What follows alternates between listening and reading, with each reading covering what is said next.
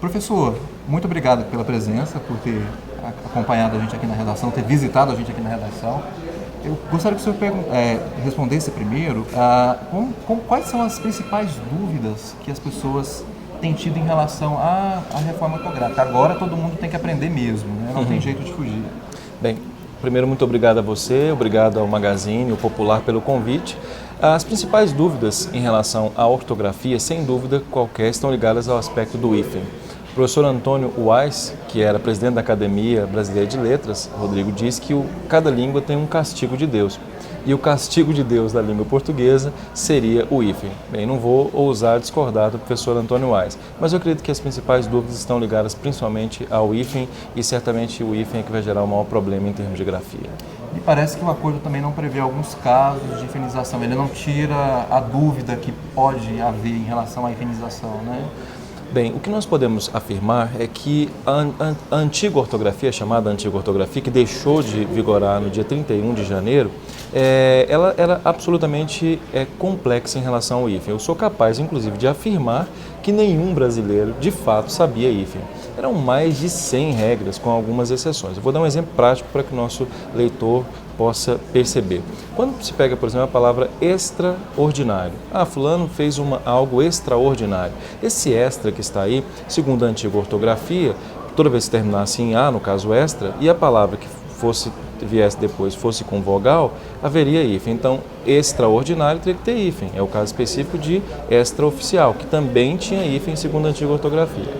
Porém, o que ocorre é que extraordinário nunca teve hífen por uma questão de uso efetivo. O que a nova ortografia fez? Simplificou em relação à questão do hífen e por isso ela melhorou o hífen, melhorou muito. Hoje, basicamente, duas regras ocorrem para o hífen. Uma palavra terminou com uma determinada vogal e a outra começou com a mesma vogal, hífen nesta palavra. Se não houver, não haverá hífen. É o caso específico, por exemplo, de autocontrole, de autoanálise, de autoescola, todas perderam hífen, então houve simplificação. E a outra seria basicamente quando uma palavra, independentemente do prefixo, iniciar com H.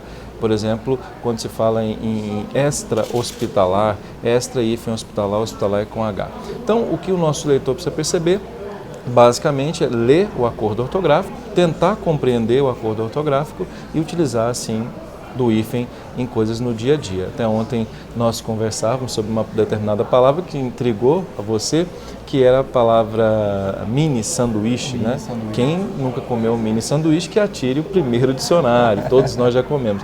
E como é que se grafa isso? Segundo a antiga ortografia, era com hífen. Hoje não há mais regra, é com 2 S, coloque mais um S aí para ficar mini sanduíche, não mini sanduíche. Ou seja, dá para comer e dá para escrever mini sanduíche. Professor, um dos sinais gráficos que me parece que incomodou bastante, o fim dele na língua portuguesa é o trema, né?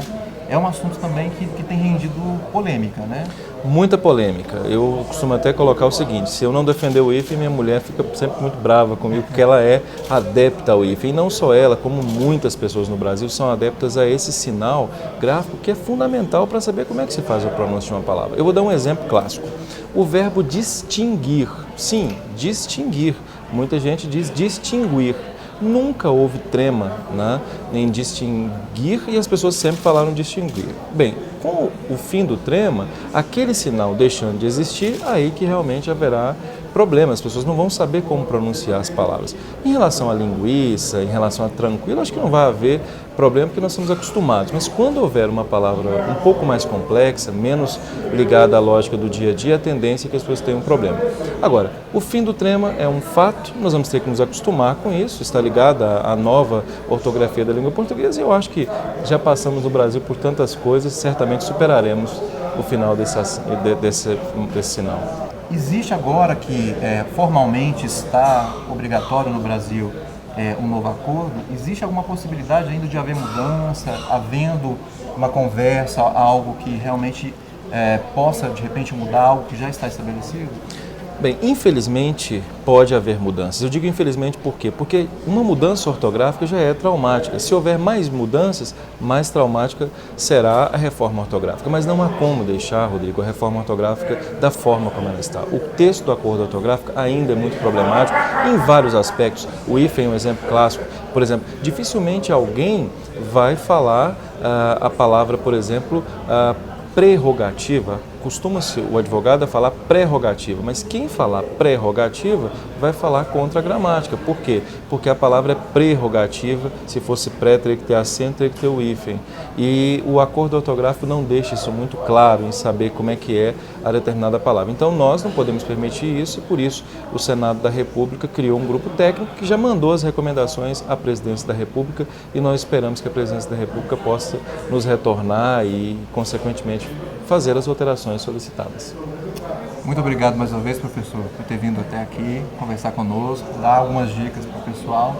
Eu gostaria de lembrar que se você tem um pouco de dúvida, no site do Popular e também na versão impressa, a gente traz um pequeno guia com algumas modificações que realmente já se consolidaram, que pode ser de grande valia aí para você.